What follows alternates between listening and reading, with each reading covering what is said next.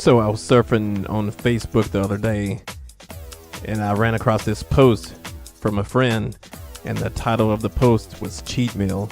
I'm like, man, this is right up my alley because I'm in the fitness type of things and athleticism, so I checked it out, and I was impressed by the episode. I was impressed by the host of the show, and the name of the host is Whitt Piker, and he based a whole show off a cheat meal and what helped him through his fitness journey.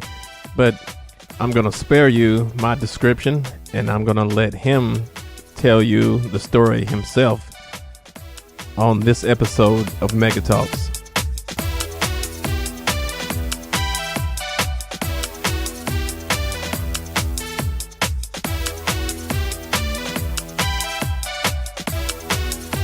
What's going on, everybody? You're listening to Mega Talks. This is Christopher Thompson. I'm on the phone right now with Whitt Piker, and he's on his way back from Memphis. And we're going to have us a good conversation and talk about cheat meal today and everything Whitt Piker.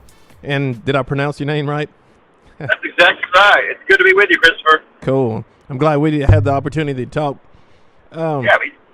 Let's take it back, because I think everybody out there listening kind of knows you for the cheat meal. We're going to get into that, but we'll go into some history. I got a couple of questions to ask you. I know you said you lived in Darnell and you grew up in Malvern. Is that correct? Right. That's correct. Yeah. Malvern, how big a city is that? When I was there, it was right at 10,000. It's gotten a little smaller, which is not a good thing for a city, but that's what's happened. They're at 9,000 now. Oh, yeah? That's pretty good size. Yeah. And growing up there, I've been watching your episodes of Cheat Meal, and you mentioned something about the PK, and you had married a PK also. You want to explain a little bit about that? That's right. And a lot of people may not know what that is, but I'm a preacher's kid. So my dad was a pastor. My grandfather was also a pastor. And now I've been married for the last 17 years. My wife is also a PK, so it's kind of in our blood, I guess. Oh, yeah. Well, is she second or third generation like you, or is it? She is. She sure is. Her grandfather was also a preacher. Uh-huh.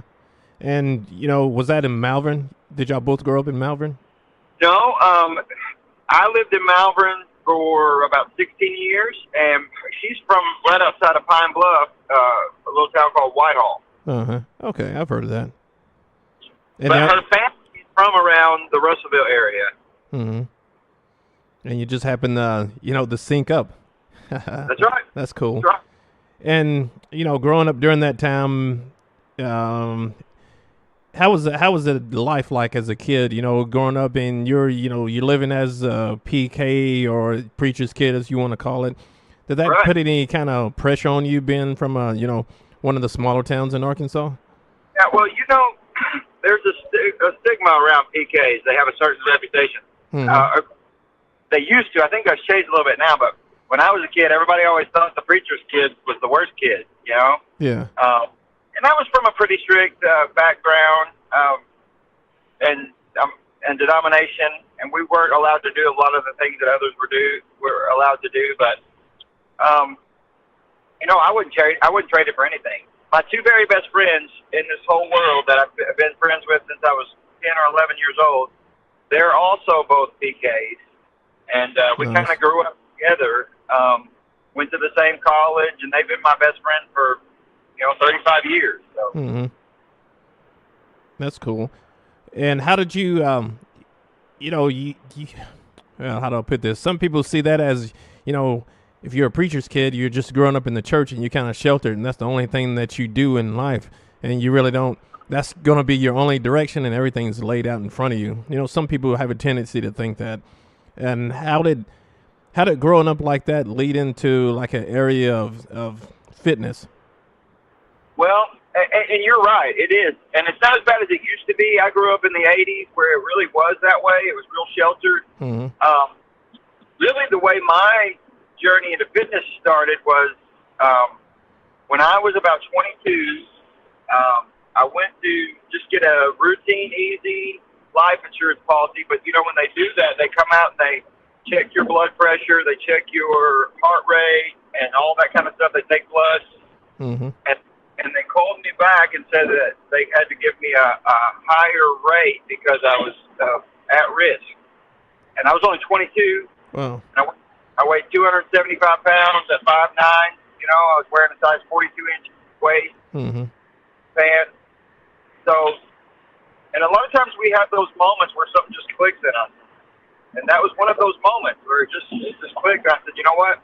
I've tried to lose weight before, but this is real. This is real this time, and I'm going to do it. So the next day, I got up and I said, you know what? I'm going to run a mile. Well, I ran about 30 feet and almost passed out, but I walked the rest. And every day I did a little more. And the way that I lost my weight was I just came to the realization that if you burn more calories than you take in, you're gonna lose weight. Calories out versus calories in. I didn't concern myself with a lot of other things, the macros and all that. I tried to keep it simple as possible, and I just burned more calories than I took in. Yeah. And when you were in that state, did you know anything about, you know, counting calories or counting macros or anything, or was there anybody there to guide you in what you were doing, or was it just like? No, I just kind of had to learn on the fly and learn on my own. Kind of read some magazines or anything, because we didn't have internet then. That was way before the internet. That's right. I didn't have the luxury of the internet. So I did start working out at the gym, and there was a guy, and this was probably 1995. Was there, and he kind of walked me through some things. But I went through that whole first year. I lost 100 pounds in a year, and I went through that whole first year with so much determination that nothing was going to stop me. So that's kind of where you got to get to, you know? Yeah. And then I think it's just a natural progression of things. Once you've done something like that, people start to ask you questions about it. And I realized that just because I was able to do that, it didn't make me an expert in that. So I started trying to learn all I could about it. What kind of questions would they ask you?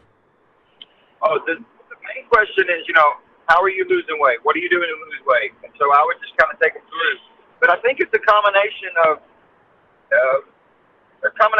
the diet, the cardio, and the weight that makes it. It's like a triangle of fitness, if you will, that makes all the difference. And in your experience in with the exercise and the diet, what did you discover that helped you the most? Was it a combination of the both, or did you kind of what did you do? I think it is a combination. You're going to lose weight if you just create a calorie deficit, but it's going to increase your metabolism if you add in the cardio and the weight. You know, not to get too technical, but your metabolic rate is the rate at which you burn calories. Yeah. And some people are just naturally blessed with a high metabolic rate where they can eat anything they want and they burn it off quick. I've always hated those kind of people. Were you slow? Oh, yeah. Yeah, I could gain 2 pounds from looking at a donut. So, wow. So but when you do things like the diet, the cardio, and the weights, it speeds up your metabolic rate, which means you burn calories at a faster rate because your body is needing those calories for energy to do what you're doing. Yeah. So. And did you I noticed that you done some work, or you do some CPR and things like that too. Did that come into kind of the same area when you were doing the fitness? Did you get into the health side of it, like the medical field or anything? Well, I'm a certified CPR instructor, and really the only people that I train are for the company that I work for. I travel. That's why I'm coming back from Memphis right now. I've been there. We're opening a new gym in Memphis, and so I had to get everybody, because every one of our employees has to be CPR certified. They don't have to be, but we want all of our employees to be CPR certified. Yeah. So that's why I'm coming back from Memphis. So I have all of Arkansas for our franchise, and all of the Memphis area, and then like Springfield, Missouri, all the way up there. Wow, that's some pretty good travel area. Yeah. And so I also do training too. Do you do the training along with the CPR? Yes. Yeah. Oh, okay. And you have, is it a couple of different businesses or a few different businesses that you have? Because I noticed you have the Planet Fitness and the Elite Speed Training and Fitness. What that is just it's just kind of a one-on-one thing I do where whenever athletes need speed training, I'll meet with them and work with them. Mm-hmm. And just to increase their speed. It's a lot of times it's sport specific. Like if they're wanting to work on football stuff, we'll do drills and things that'll help them in that, baseball, etc. Mm-hmm. And Planet Fitness, you do that as well, the trainer and CPR thing, or is it just strictly? Right. That's who do the CPR and the training. Mm-hmm. What do you? What's been your biggest challenge as far as the one-on-one with the elite speed training? Oh well, I feel like I think that you can have a lot of talent, but if you don't have hard work and dedication, that talent only carry you so far. So finding kids that at that age that are really just to put in the extra time and effort, that's the biggest thing.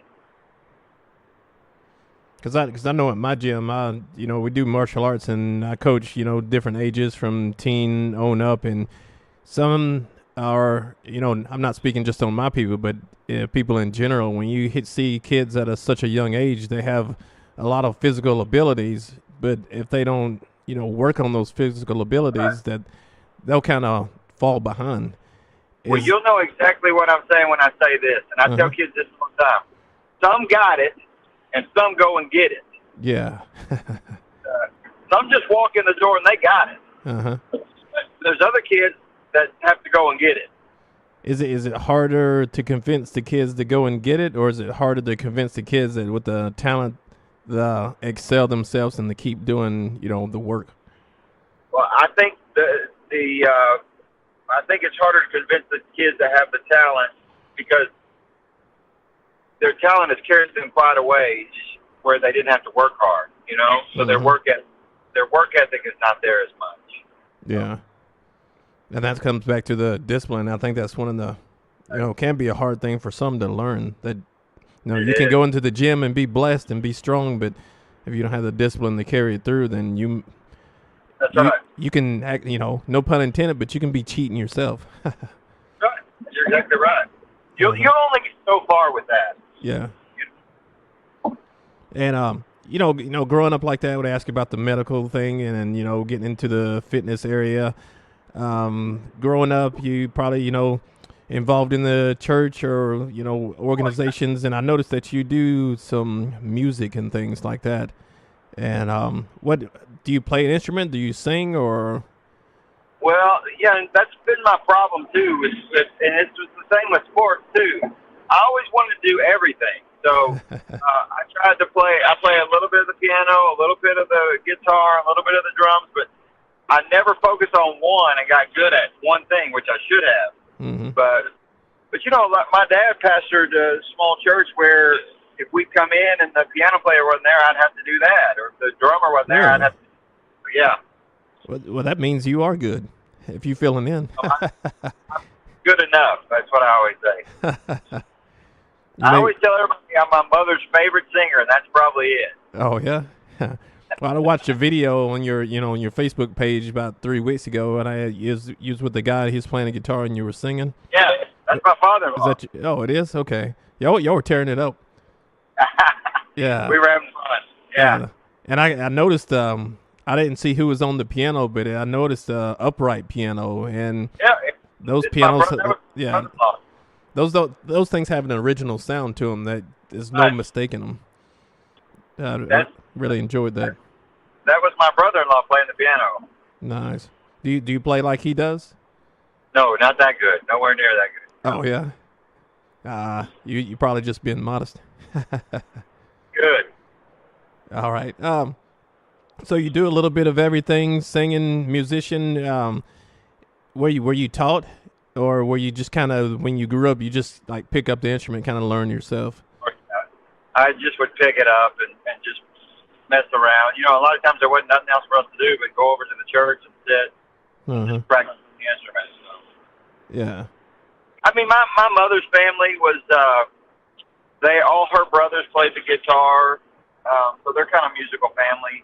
But I think a lot of that is you're more apt to pick things up. You know, so some people just have a little bit of natural music ability, so that's probably where it's from. Just kind of seemed normal to do. Yeah. Yeah. All right, that's cool. I'm a musician myself. I play. You know, when I saw your show and got in a little bit more in depth to what you were doing, I saw the things and I said the things I do that you do also, like the fitness, the musician, all the things like that. And I'm like, that's what made me like, yeah, I got to talk to this guy. We got to sit down and just talk about stuff or whatever, talk about life. And my producer and director, Jason, he is an unbelievable musician. He really is. Yeah. The guy with the big red beard. Uh-huh. He's also a PK. Oh, he is? Yeah. He is an incredible musician and singer. Mm-hmm. And I follow him, and I know he does, I guess you say he's the producer? Yeah, he does all the editing. He does all the camera work. We have a small crew. We run 2 cameras, and we have a boom mic operator, and Jason runs one of those cameras. But then he does all the editing. Mm-hmm. And the thing about the show that to me makes it the best is, I mean, we could do this, and we'll get a little more into how it all came about, but the editing is what makes it to me. He does such a good job on editing that show. Yeah, I like the way he puts it together. He does good. Uh-huh. You do well in front of the camera. You're very comfortable. Is that something that comes from, like, public speaking, or? Yeah, I think so. I mean, and I tell people this all the time, and I don't mean to keep going back to the PK thing, but a lot of times that prepares you in life for things, because we were always in front of people. We were always talking. I've never been nervous to do that, so I really enjoy it. I really enjoy it. Yeah, you can tell it comes through, because when I first watched the show, I know how it is being in front of the tape. Sometimes you kind of stumble and you be like, we got to cut that. But you just like flow. Yeah. It's just like a smooth flow. It's been fun. Mm-hmm. What's did you have any background in the videotaping or anything, or would that all come from kind of like Jason's side of it? Yeah, I have no background in any of that. That's what's funny is I'm almost 46, and so I'm a little bit behind the curve. Like he was telling me something the other day about how we needed a Zoom recorder with an XLR input and all this other stuff. Oh, yeah. You have to tell me exactly what that is, because I have no idea. Uh-huh. Now, the show is called Cheat Meal, and how often do you have the episodes coming out? Well, to be true to this show, I only have 1 cheat meal a week. Mm-hmm. It would honestly be easier on us for shooting purposes if I could have more than 1 a week, but it's going to be true to the show. So yeah, generally we shoot on a Wednesday, and we try to release on a Sunday. Now, we had to move it around. We got one coming up in a couple weeks in Fort Smith that we had to move to a Saturday. But, we try to shoot on Wednesday and release it on Sunday. That's what our goal is. And I guess that could kind of make it easier to make more than 1 cheat meal a week when you get a schedule like that. That's right. You got the temptation. Right. But, man, I tell you, this episode we got coming out Sunday was at a Thai food place. And, man, they just kept bringing me food. I was so full. I was so glad the next day to go back to my regular diet. Uh-huh. That's cool. Because I would like how you keep it original. And, I'll sit through stuff like that and I'll watch because, that's the type of person I am. But I was watching you try to finish off that cinnamon bun. It's huge. Yeah. And it's not just huge. A lot of times when they're that big, they lose their flavor or whatever. And it's just, or it's doughy or something. That thing was perfect. Yeah. I could have finished it if I wouldn't have ate that other stuff. I could have. Yeah, I noticed you eating a lot, and then you brought out that cinnamon roll. I was like, man, this is going to be crazy right here. I gotta, I wanted to see if you finish it or exactly what happened, but I like how they, they keep it live and they keep it on the camera on you, and they finish out that story without just like leaving us hanging, because it'd be real easy to just cut, and to go to something else or just say that you ate the whole thing. But I think that's why I like the show. Yeah. It's real people. You're doing real things. The honesty is there, the integrity. Besides the production, it makes it a good show. And go back. I know you told on the episode. What did you get the idea and the premise and for the show? Yeah, during my weight loss journey and then maintenance, I really felt like that a cheat meal is very important to that, because, and I don't know, it's a mental thing for me to be able to say, if I get 1 meal a week to eat whatever I want, it's my reward for eating on my strict diet. And then so that cheat meal became very integral in my weight loss journey and in my maintenance. Say if I'm really craving something on a Thursday, I tell myself, just wait till cheat meal. You can eat that cheat meal. And a lot of times I wouldn't even eat it on cheat meal, but it would help me get through that. Yeah. So the only way I ever get my cheat meal is if I've done all my workouts throughout the week and I've stayed on my diet. If I don't do that, I don't get it.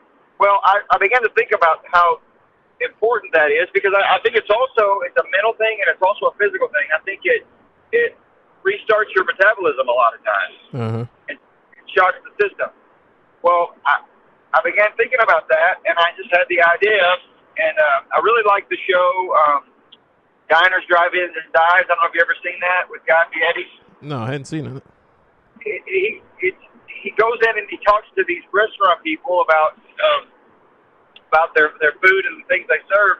And I was sitting there watching that one day. I thought, you know what? There'd be a great premise to do a whole show about cheat meals that has a little bit of fitness, a little bit of nutrition, and then I go in, meet the people, promote their business, and then eat my cheat meal. Yeah. And so I prepared a nice long plan, and I sent it out to 15 to 20 different networks and production companies. Nice. And I did not hear one word back from any. I didn't even get a no from any of them. Yeah. And that was over a year ago. So I thought, I was telling my buddy Jason about it, and he said, well, let's just do it. And I said, what? Yeah, let's do it. We can do that ourselves. Yeah. And so that's kind of how it started. Nice. And you know what? People have been so, like the people that at the restaurants, they've been so accepting and they've been so receptive. And they let us go all in the back in their kitchen and talk to their cooks and talk to their people and kind of give us the place. Yeah, I wasn't expecting that from the first episode for you to be back in the kitchen, and I was like, man, he's getting in depth and talking to the customers. That's right. Yeah. Did you guys have any negative reactions from like any of the customers or any of the places that you wanted to shoot? Not one bit yet. Now we've had people that said, "Oh, I don't want to be on there" because they're a little bit shy or whatever. But yeah, not any bit negative yet.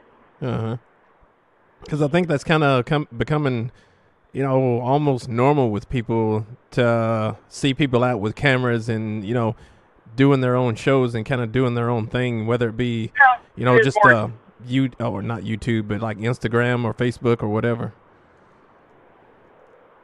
It is more accepted, yeah. Well, and that's the kind of thing now is, YouTube is where we're at, and there's a lot of people making a lot of money and making a lot of difference on YouTube. Yeah. Because I know a few people now that, they have a regular gig on YouTube. Right. And like you're doing it, my cousin's doing it, and I do it a little bit, but it takes a lot of time and the dedication to do it. And I don't think some, when they get into it, they don't realize how much work it takes and consistency that it takes, because it's a whole nother endeavor besides going to the gym and every day and lifting. But yeah, and that's the thing too about Jason is, and I tell everybody this: I do the easy part, he does the hard part. I mean, he spends hours editing those shows and putting the music in and making it look just because he's also a perfectionist too. He's not gonna do something that's not gonna look as good a quality as we can for what we got. Mm-hmm. That's cool. I've heard, you say yours is a cheat meal, and you had like one cheat meal a week.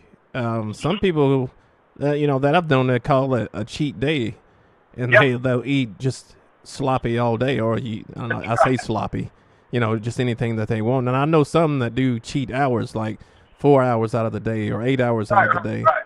Mm-hmm. Mm-hmm. Yeah, I think one of the things about it is you have to, if you went and Googled how to lose weight, there'd be on the first page, there'd be 10 different things popped up, and all 10 of them would be different, but all 10 of them work for somebody, Yeah. So a lot of times you just have to find that sweet spot, the thing that works for you best. Mm-hmm. Kind of a trial and error type of thing sometimes. Yeah. Now, did you get like a health fitness certification or any kind of like through the NASM or anything like that, or? Yeah, that's it. That's right. Uh-huh. And what was that experience like, as far as like you've done it already, and when you go get the certification, was it easier, or what'd you think about it? I think it's like anything else. There's not a lot of practical stuff, and when you go to school to do anything, there's way more technical stuff you study, and they don't teach you all the practical stuff. Does that make sense? Yeah. Yeah. So I mean, that's the same way it is with the personal trainer certification. They teach you all this technical stuff about the bones and the muscles and all this other stuff, which is helpful, but it's the practical day-to-day stuff that really needs to be learned a little more. Just all personality. Yeah, and I'm from the old school that, and there's an old quote you've probably heard people say before: nobody cares how much you know until they know how much you care. Yeah. So I'm over all of the trainers in our region at Planet Fitness, and I tell them that all the time. You're not going to have anybody walk through that door and want to see your certification and see who you're certified with. Yeah. They're going to want to know that you can help them reach their goal. Mm-hmm. They don't care how much you know until they know how much you care. So that's kind of where I come from. And it's all, to me, it's about the law of connection. Mm-hmm. You connect with that client. You build a plan for them that's well within their able to do, and that's where you go from there. Cool. And what's your main intent and the goal of, on your fitness journey or life journey of the show, and just your? Right. Well, I tell you, the truth is, it just becomes a lifestyle. Like I told somebody the other day, I'm afraid if I ever quit working out, I'd never come back. So I can't ever quit. And it just, and at this point, honestly, if something happens and I miss a day of either lifting or doing cardio, I just don't feel right. It's just almost like a mental thing. It's like something just ain't right. Mm-hmm. There's proven facts that working out releases endorphins that fight depression, all that kind of stuff too. So, yeah. My main goal is, I used to want to, be the biggest, strongest guy. I wanted to, be able to compete in shows and all that stuff. But now my goal is just to have a good quality of life, to look as good as I can for my age, and just keep it going. I want to keep this weight off forever. Yeah. That's cool. And as far as the show goes, I really don't have any preconceived ideas of what I want it to be. I mean, I would love for it to take off. I mean, it's not because I want to be super rich or famous. I just think that I can help a lot of people. Mm-hmm. It's more of a calling than a career, you know. Yeah, you given the opportunity to do it, and Yeah. You afforded that opportunity, then you're going to draw an audience. And one of the things I think is another unique quality of it is it's a different approach to fitness. You kind of drawing in on the bad side, the cheating side, and it's easy to get people to go out and eat the giant cinnamon buns, but it's much harder to get somebody to sit down and eat all the vegetables.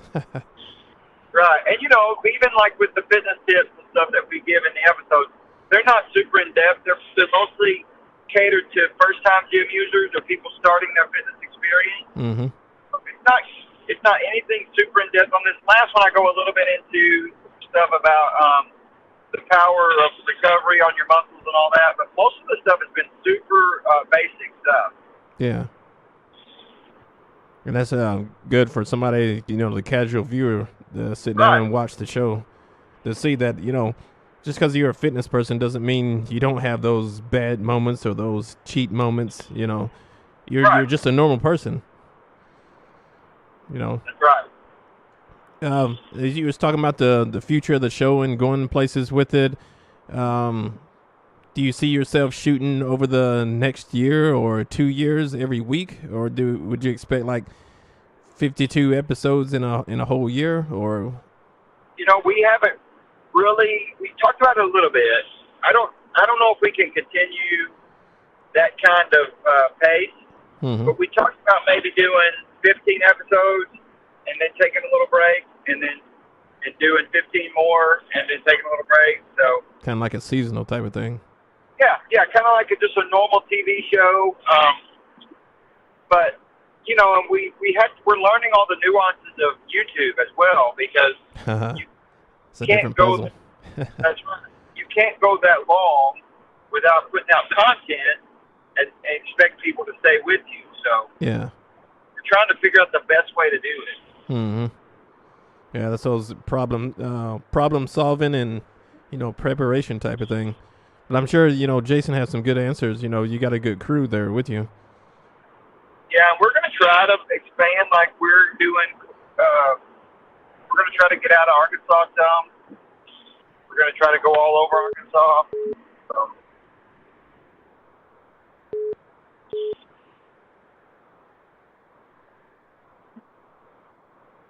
All right. I had a little buzz there. I don't know if you could hear that. Yeah. Yeah. But kind of interrupted the flow. Do you? I was going to ask you about. Do you have any other projects or anything? Besides the cheat meal, or? No, I'm going to continue doing my training. That's always going to be big to me. But I'm going to focus as much time as I can on cheat meal, and we're going to try to do some things. Oddly enough, I had a guy contact Jason day before yesterday, and he said he eventually wants us to do an episode there, but he wanted to know if I would shoot a commercial for his business, like be a spokesperson for his business. So, yeah. Yeah. That's cool. So it's things like that, too, down the road. Mm-hmm. Of course, we're taking our shot at selling merchandise and stuff, too. So. Oh, yeah. That'd be a big hit. Yeah. Yeah. And you reach, what is it, 500 subscribers? How many? I think it's right at 500. Yeah. Yeah. Which is not huge. I mean, we're not doing anything that's like viral numbers yet. Mm-hmm. But Jason was telling me just yesterday that's for an organic, just starting from the ground up. That's a good number. Yeah, I mean we're averaging 1,000 views on everything we put out. Cool. I know.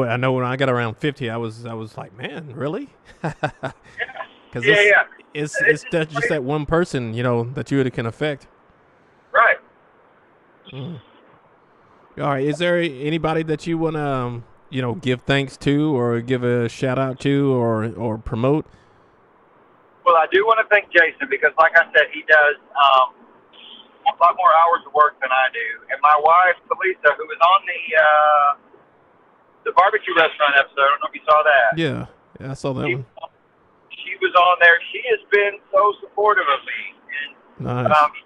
there's been money out of our pocket. Not a lot yet, but she's just like, whatever, I believe in you. You can do this. So. Building that happiness. Yeah. Well, and that's the thing too is, I think we all have to have a creative outlet. To do something creative. And so like you with the stuff you're doing with this podcast and stuff, we all have this need to have a creative outlet. And we're not going to be the best person that we can be unless we're experiencing that. So, and as odd as it sounds, this may be what I'm supposed to be doing to help people. Yeah, be your calling. Yeah, that's right. Do you guys have a website? We do. It's www.cheatmeal.fit, F-I-T. I didn't even know they had .fit, but they do have .fit. Wow, so, that's new. New to me, too. Yeah, it is new. And of course, we're on, I'm on Instagram. It's just Whitt Piker. And then we have Cheat Meal on Instagram and Facebook. We're on all the social media. Nice. I'll make sure I'll include those into the show notes, so anybody download the episode, they have a quick link to jump on over, and I'll put the YouTube link in there too. And anybody that's listening, subscribing here, make sure you jump over there and subscribe, because I think I caught it at maybe 1 or 2 or right before the second episode came out, and I'm like, this is awesome, and I'm like, this guy's local. This makes it even more special. Right. And that's one of the things we're being receptive so well is we're highlighting these local restaurants.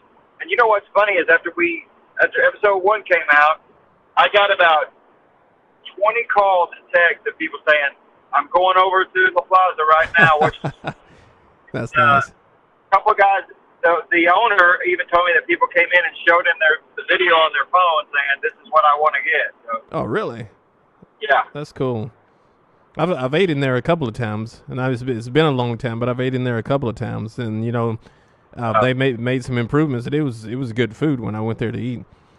I never knew they had a place to sit down until I actually walked in there. That's what they've added that in. Nice. Well, I know you got some traveling to do, and I'm gonna let you go. Anybody else that you want to shout out, or I think we may have covered them all, but yeah, I just want to thank everybody that has been supportive, and I want to thank you for allowing me to come on. Anything I can do for you too, you just let me know. But I'm just honored to be on. Well, I'm pleased that you answered the invitation, and we got it started. But I'm gonna keep following you and keep tracking everything, and I'm sure we'll meet. Hopefully, when you come up here and film, we can get together. That's awesome. At least just say hello and meet in person. That's right. Yeah. All right. Well, I enjoyed having you, Whitt, and we'll run across each other soon. But take care and be safe on your travels. Thank you so much for having me, Christopher. It's great having Whitt Piker here on Mega Talks. Make sure you check out the usual outlets for Facebook and Instagram, but especially the YouTube channel. That's where all the action is. It's youtube.com, Cheat Meal with Whitt Piker. If you follow on Instagram, it's cheatmeal.fit. That's cheatmeal.fit. Also, you can catch Whitt Piker on the Instagram and the Cheat Meal on Facebook. Like, share, subscribe. You guys know what to do. Also, catch Mega Talks Instagram, Facebook, YouTube, and check out my other YouTube. It's Ultimate Expression. We want you guys to follow us along there and check out all the goodies we got for you. I'm Christopher Thompson. I'll see you guys on the next episode of Mega Talks.